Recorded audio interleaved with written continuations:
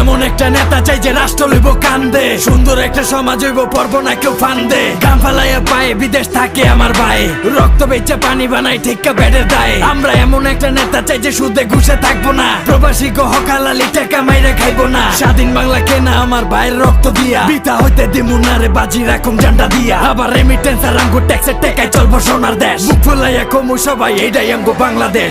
অবশেষে 51তম রাজনৈতিক দল হিসেবে স্বীকৃতি পেল নুরুল হক নূরের নেতৃত্বাধীন দল গণ অধিকার পরিষদ।